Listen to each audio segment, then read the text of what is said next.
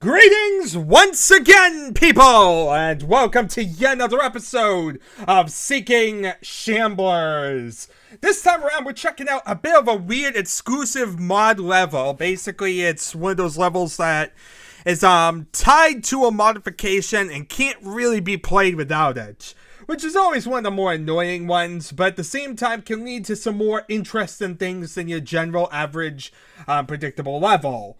Anyway, this time around, we're checking out Qtag.bsp by Giggler. Basically, this is the other half of what was Qflag.bsp by Giggler. That was basically a somewhat small, but they are capture the flag map. In fact, one of the first dedicated capture the flag maps that existed for Quake. And so we checked out that one. That was rather a little fancy and definitely different. And this uses the same modification, that Q-Team. Basically, Q-Team had like support built into it for capture the flag. And it also had support for this type of thing, which is Quake Tag. But we didn't get to see it at the time for some reason. For some reason, that version was not included in this. Only Q-Flag was for some reason. I'm not sure why that was. I'm not sure if like these are separate downloads. It seems like they actually might be. And in such a case, that means that now we actually have to check out the other half of the equation, which is, as said, Quake Tag, which is made by Gary Griggs, also known as Giggler. So, actually, no, it's by Mike Rodwell, who's Giggler. Gary Griggs is someone else, isn't he? He was the guy who tested this, but I recognize the name Gary Griggs somewhere. Yeah, he's the person who made the original modification, but not the guy who made the map. So yeah, Q-Team is made by Gary Griggs, but Giggler is the one who made this, and that's Mike Rodwell. Anyway, as even advertised, he did Giggler.bsp, and he also did Qflag.bsp, which is Quake Capture the Flag. As said, okay, so this one is Quake Tag. Really, the only purpose of this in single player is, of course, going to be for view and learning purposes. And the main thing is going to be for a team play with a minimum of 4 players. This is made to be a bit bigger than your average one. Anyway, this was made using BSP Alpha, version 0.26. Took about 10 hours to make and 4 hours to compile. Yeah, anyway, it will basically auto-detect that this is a tag map. No options will need to be set. So yeah, this is exactly how this modification kind of works with this type of thing. And also with Capture the Flag. It's basically showcasing that it can do this. Now, I have no idea if any of the maps like this ever were made. If these are like the only ones made for Q-Team ever in the history of the game. But I guess we'll see, we can continue along. We'll see if Q-Team ever inspired any of the maps to be made for it. Because otherwise, yeah, we basically have these two weird offshoots whereby you'll get these modifications just to play these two pointless maps. But anyway, if you're familiar with u_dtag.wad for Doom 2, you know what this is. I am not, so I have no idea. Thanks to Aikman and Talon once again. Otherwise, here's an explanation how to play Qtag. Qtag will make use of a spectacular team patch coded by Gary Griggs, no surprise there. The team patch allows for dynamic team scoring, capture the flag, and Quake Tag type games. The last one's the one we care about here. The Quake sees patch's capabilities, make it the best patch available. For more info on this patch, read the documentation that comes with the zip file. We don't really care about that. Okay, Qtag is basically a Quake map designed exclusively for team play with a minimum of 4 players. Basically, you need to have 2 players on each team at the least. The objective is not to kill your opponents, but to score points by picking up the scoring object. Each scoring object that is picked up by a team will give the team 1 point. Okay, this is sounding more and more like Capture the Flag, except that you don't kill anyone. Well, that kind of sounds boring. Yeah, it's like Capture the Flag, except, yeah, you know, the objective is not to kill your opponents. Note that fragging other players is no longer recorded as part of your score. Instead, the points, the number of attained scoring objects, will be shown in its place. So, there are two teams to be created during Qtag, red and blue. As each player enters the game, he will start as a ghost moron, where the player cannot interact with any other character or item in the game. The ghost moron is basically something that occurs in all different forms of Q Team, so we're quite familiar, hopefully, with it by this particular point. At this time, one player must create the team red, and one player must create the team blue. Let's see if we can actually get Qtag loaded up and see exactly what happens here, if it actually works. So as you see, there's some notifications that tells you it needs 4 players. Enjoy. Can we actually load this up, or is it going to not, let me? So let's see here. I'm curious about this. So first of all, I'm going to type in create team, and it will create the first available team. So, as the first available team was red, it created me on the red team. If the red team already existed, it would have put me on the blue team. Of course, there's nobody else here, so that doesn't really matter. Once these 2 teams have been created, all remaining players must join the team that they're going to be on. To join the existing red team, you type join red. To join the blue team, you type join blue. Yeah, basically, team play can be either on a 2-on-2, 3-on-3, or 4-on-4 format.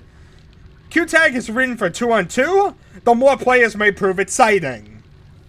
So, with that in mind, basically, just like Capture the Flag, we have 2 bases. We have a red base and a blue base. Simple enough.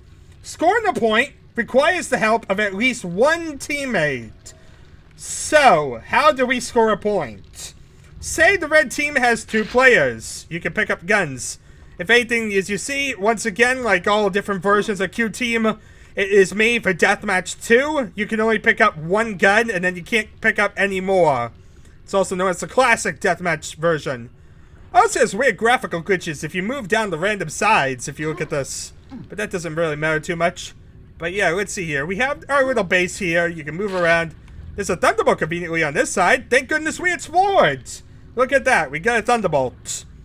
I'm glad we did that. So anyway, we head in here. Let's see what our base looks like before we really go and try and score a point. If we can. I don't think we can with just 1 player, but we shall see what we can do. Anyway, we have a rocket launcher here. It's a bit more built up than the Capture the Flag map was. I definitely see that much. There's more areas and more rooms, though I'm not sure why this couldn't just be played on Capture the Flag. It feels kind of weird. Then we have specifically designated modes. Is that a biosuit? That's a biosuit in a cage. Okay, so we basically need to get to the second floor of whatever team we want to get to. So I'm assuming the blue team is going to be exactly the same. So I'm going to charge out now and head across this little small area. Oh, look at that little pit with slime and battling. This is basically the battling arena. There's a little to do out here, but it's a little area where you fight. Oh! Slime is an instant kill here. Interesting to know. So yeah, don't drop in the slime, people. You die instantly. There's no, pain receptors in this. No, you just die. Not sure I like that.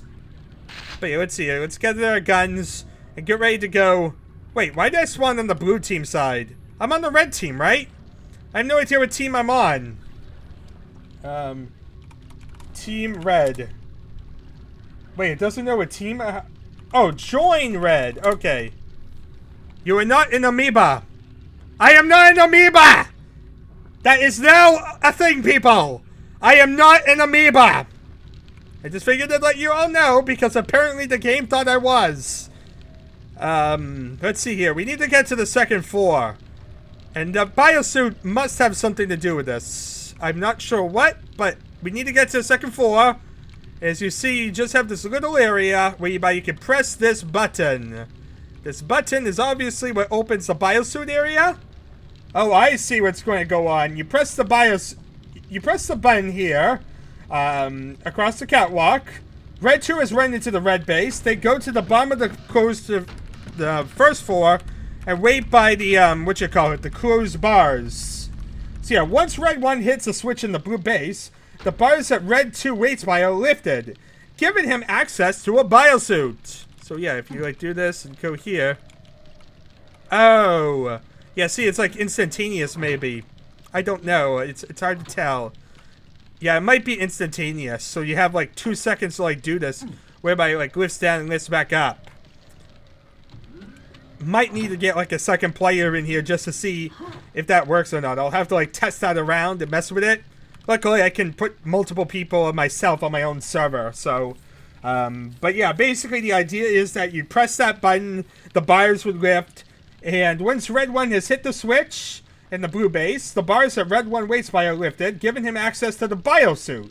He grabs the biosuit, he will warp to the teleporter, and will join his partner in the blue base. From here, it is up to Red 2, the carrier of the biosuit, to get outside between the two bases, go down to the lava area. Well, this isn't really lava, it's slime, but that's beside the point. And head towards one of the scoring objects. So yeah, that's what that is over there, that giant tower thing. Basically, that's a scoring object which you can only reach with the biosuit, for logical reasons. If it makes it to the lift and gets the scoring object, the Team Red will have scored 1 point. If he gets killed before he gets to it, or the biosuit runs out, the team has not scored, and they must try again. I see. So yeah, basically the whole goal is to grab an object, run down here, and basically get across this area before the flag runs out. It's pretty much like Capture the Flag. Like, really, it feels a lot like Capture the Flag, actually. I'm not really sure I see too much of a difference. Anyway, the first team to 5 points wins, though this can be changed by changing the frag limit. So, yeah, like I said, this feels a lot like Capture the Flag to me. It's a bit of a variation. It's a bit different. Namely, the whole biosuit thing and having to get there. In Capture the Flag, you just grab the key and you get to the other side and drop in the hole. Here you have to get across the area that has the biosuit and all that. Plus, I think frags counted in that one. I'm trying to remember if frags counted in the Capture the Flag. No, that one doesn't. That one also did not reward points for killing each other, so you basically were expected to basically just try and get it across. But yeah, this one sounds a little bit different, the fact that you have a biosuit. But other than that, this is basically just Capture the Flag. Yeah, it feels a lot the same. It really does. A bit different, but at the same time, very, very similar. So I can see why they were put together and put in this one modification. Because, yeah, they feel very, very similar. Like, I definitely can see the resemblance between them. But that's beside the point. With all that in mind, that one was intended for 4 to 8 players. This one's intended for 4 to 8 players. Both of these require Q team. Both of these require capture an object and head into some scoring area. It's very similar. With that in mind, there's really not much to be done here. It's just another little exclusive modification level to add to our little collection. So, with that in mind, thank y'all for watching. It's been an adventure, and I shall see you all, well, I guess next time.